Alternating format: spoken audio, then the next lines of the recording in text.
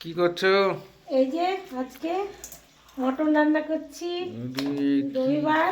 রবিবারে মাটন? হ্যাঁ কি সুন্দর চেহারা মাটনের! হ্যাঁ। তাই তো জমে যাবে, জমে ক্ষীর। আর বিশাল বড় মটন। আর কি হবে মেনু? মেনু মাছ হবে, ডাল হয়েছে। হ্যাঁ মাছও হয়েছে? হ্যাঁ, থোর পেঁপের ঘন্ট হয়েছে। এই দেখো মাছ,